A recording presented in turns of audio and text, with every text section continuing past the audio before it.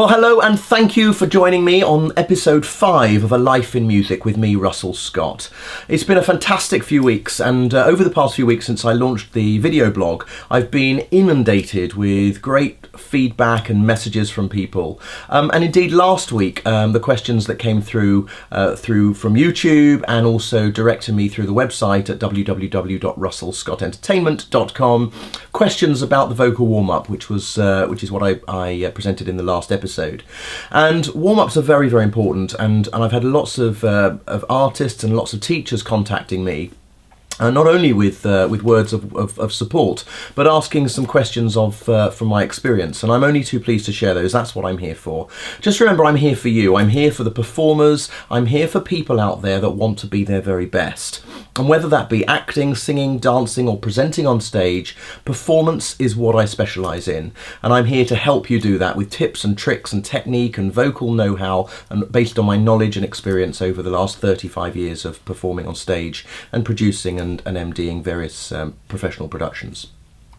So this week I'm going to be talking about diet, what you should eat and what you shouldn't eat, and I'm also going to be talking about Audition Rep, and that's really important, and it's a subject that comes up so much in my life, of people asking about vocal rep, what should you do, what shouldn't you do, and that's what we're going to be focusing on today. If you do have any questions at any time, you just need to visit the website at www.russellscottentertainment.com, fill in the form, put in your questions, and I will come back to you as soon as I can.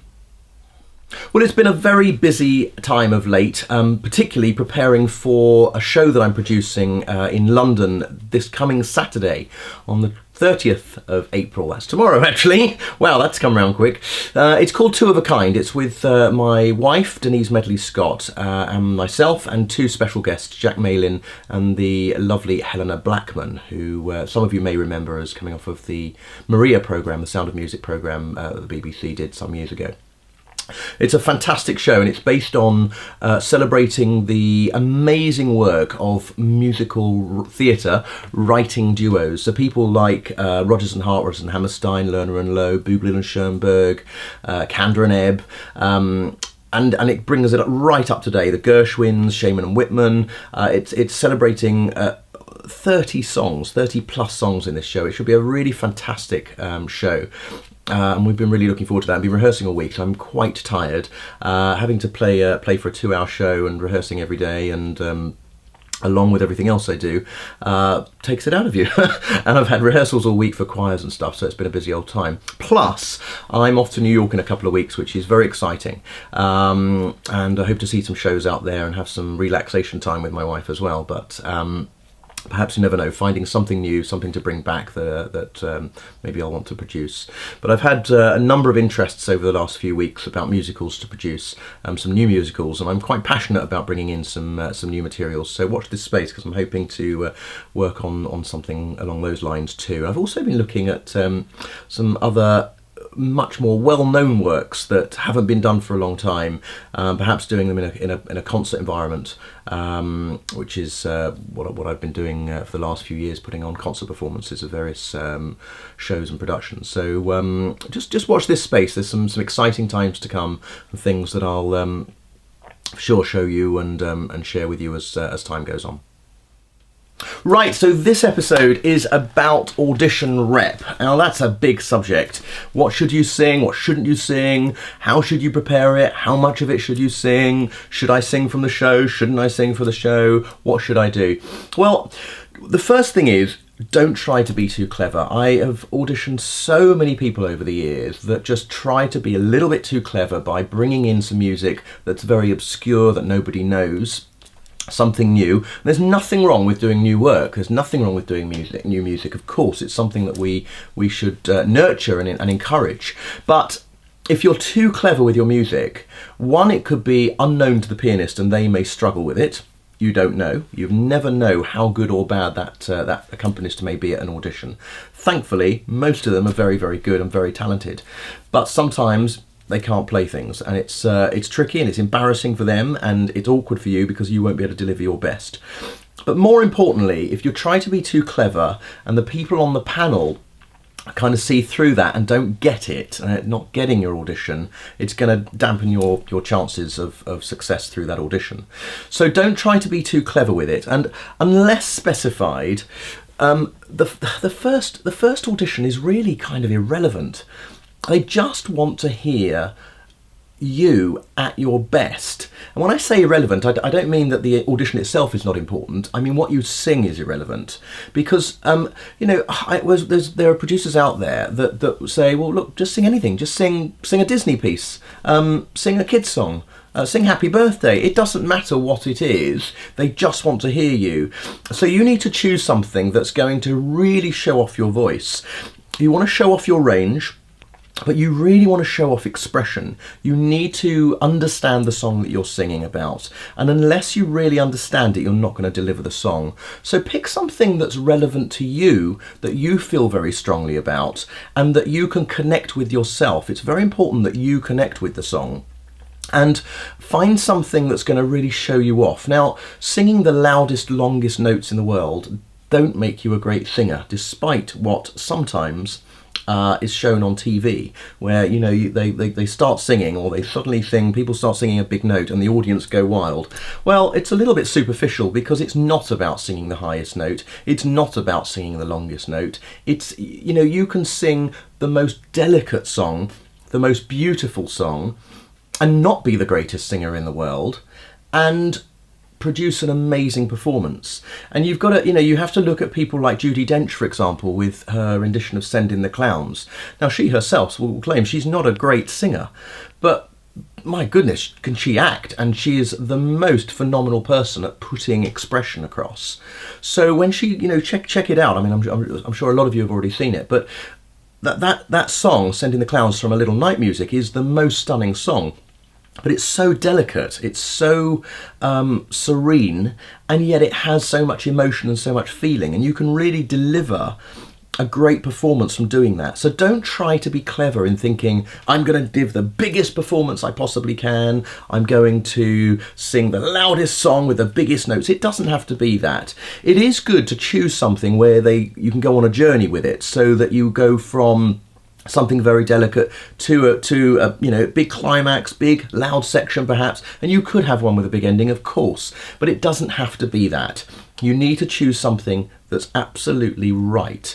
And choosing repertoire is difficult, but for me, I prefer hearing something that I recognise. That's the first thing, because I can engage with it. I will understand the song without having to think about it, because I've known it for a long time. And so for me, I prefer hearing something a little bit more run-of-the-mill. But that doesn't mean that you should sing the songs that have been, done to death. I mean, the stuff that we all love from Les Mis, for example, has been done so many times. Stuff from, things like When I Look at You from Scarlet Pimpernel. Some of these songs have been done so many times that you kind of, when somebody walks in the door and you hear it, you think, oh, here we go again. There are some great songs out there. I mean, things like, for a tenor, if you're looking at something like Lost in the Wilderness, fantastic song. It's been done so many times because it's a great showcase for a tenor. And we kind of think, uh-oh, here we go again, another Lost in the Wilderness. But actually, sometimes it pays off to do it. But you should only deliver those songs if you can absolutely nail them. Don't choose an On My Own or a Lost in the Wilderness or something like that when you can sing something else better. If you think you can absolutely nail that song, not be concerned about perhaps how high it goes or how fast it is or how difficult the words are. If you think you can absolutely nail it, then do it. But otherwise, leave it alone and choose something else that's just much more relevant.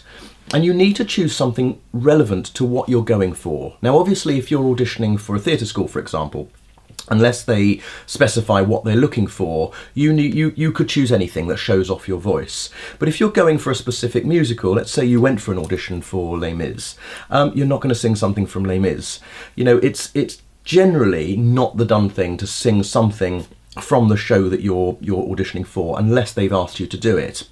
And you should choose something that's perhaps in the same style as that musical, but not necessarily from that musical. You want to choose something that's relevant, something that's expressive, something that shows your best performance off, but that you don't want to sort of give it all away in one go. You want them to want more. You want them to say, have you got a second song? Or come back, I want to hear you again. You know, you want to show something off. But normally in the second audition, it's the second audition where they'll ask you to sing from the show. So in the first audition, you want to choose something that's perhaps in the same style, the same era, or something that's going to show off, you know, if you're going for a Mamma Mia audition or something, you want to show something a bit more poppy. It doesn't necessarily have to be a musical theatre song. You could choose a pop song, but choose something that's relevant in a similar style so that the producers and the MDs can actually hear what you will sound like in the kind of roles that they're perhaps thinking about putting you up for.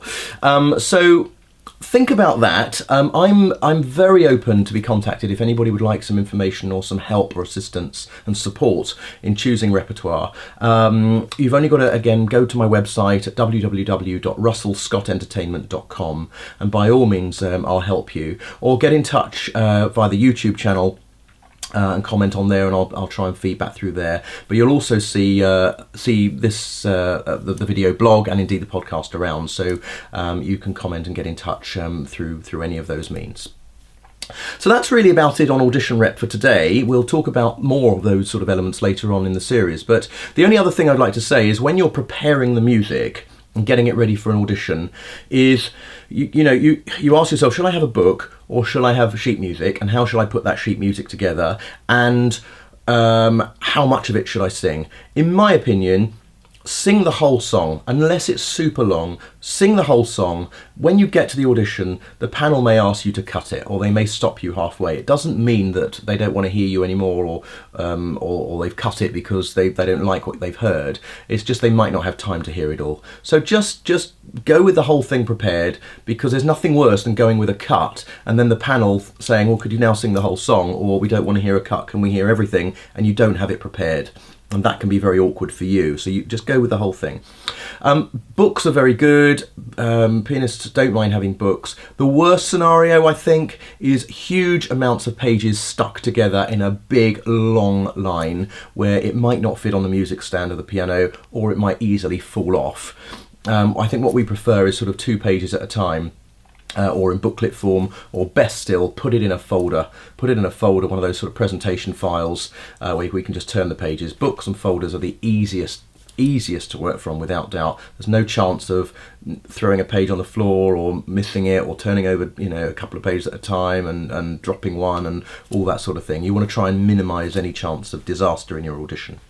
So that's about it for now. If you'd like some help, as I said, please get in touch. Hope that's been useful for you, and I'll come back with some more information on that soon.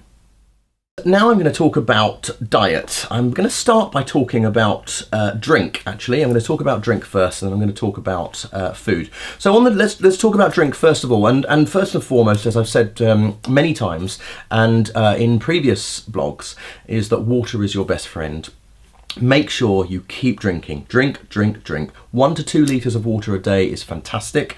And just remember, it takes around 4 hours for the water to really start affecting the vocal cords. So just keep drinking throughout the day. Now, the other good things to drink are herbal teas, non-caffeinated drinks, as caffeine can dry out the vocal cords. Drink squash is okay in moderation. Again, a little bit of acid if you start talking about orange squash and things, but a little bit of squash is okay. But warm to moderately hot drinks are okay. Not burning hot drinks, not ice cold drinks, but moderately hot drinks are good. Honey and lemon, great, although obviously lemon is an acid again, so you've got to be a little bit careful with that. Milk is okay in moderation. Again, it has the opposite effect, drying out the vocal cords, so you've got to just be a bit careful. So just keep drinking, and keep drinking water. Water is fantastic. Drink while you're in between singing. Obviously not while you're singing, you may choke. But just keep drinking, and keep drinking those drinks to really keep everything nice and moist in your throat. Now we'll move on now to diet, and something I get asked a lot about is, what should I drink? And not often I can hear in people's voices when they're singing if their diet's not great. And you want to avoid foods like oranges, tomatoes, cheese, caffeine, chocolate. You want to avoid acidic things. You want to avoid gloopy things. Things that are going to clog up your throat. Things that are going to make it, you have to cough or swallow or clear your throat a little bit. You want to try and avoid those sort of things, because obviously when you're singing, when you're performing, those things are not going to be your best friend at all. And the sort of, fruit is great for you, of course, but again in moderation. I mean, if we took it seriously about what we shouldn't eat, we'd all be very thin, because we'd probably eat nothing at all. But the key is moderation. It's about eating things in moderation, and on the days and perhaps the 24 hours before you're going to perform, is just minimise on things like tomatoes and pizza and some tomato and cheese based pastas. Avoid things like orange juice. Orange juice is so acidic. You're better off with whole fruits than you are with actual juices, and particularly with juices that add have additives in them. You want to try and avoid those and always go for the purest. But when a carton says pure orange juice, it doesn't mean it's just the juice freshly squeezed from an orange. It means it's pure, but it doesn't mean it's the freshly squeezed. So you always want to go for freshly squeezed, but with freshly squeezed, of course, comes all of that acid. So you're better with the fruit itself than to drink lots of orange juice or any kind of grapefruit juice. It's exactly the same. The thing with chocolate is it's a wonderful thing that releases endorphins and makes us feel fantastic, but it just does clog up, apart from clogging up the stomach and making you a bit fatter. It will not be great for the voice. So again, just watch chocolate. Cheese is awful. I love cheese so much, but I have to not eat too much cheese. Cheese just, again, clogs everything up there. So they're the sort of two elements that you want to avoid. You want to avoid the acid, and you want to avoid the sort of gloopiness of it all, because they'll all have effects on the voice. They'll dry you out, they'll cause you problems, and you won't be able to deliver your very best. So try and have those kind of things in moderation. Everything else, you've just got to think about the ingredients of what you're actually eating, because, as they say, you are what you eat, and it's very true. That is very true. And we've got to just think a little bit more around the times when we're actually giving a performance about what we eat, what we drink, and the amount of intake that we actually have. Well, that's it for today. I hope you've enjoyed episode 5 of A Life in Music with me, Russell Scott. Please subscribe to my YouTube channel. Please subscribe to my podcast.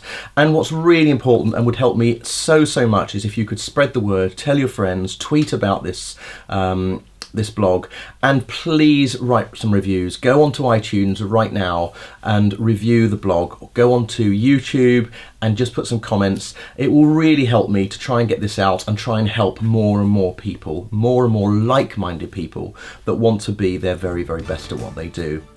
We'll be back very soon with a next episode. And in the meantime, if you'd like to contact us, don't forget you could follow us on Twitter, you can follow us and like us on Facebook, and of course keep subscribing away to the channels, and contact us via the website at www.russellscottentertainment.com. Look forward to hearing from you, look forward to seeing you soon.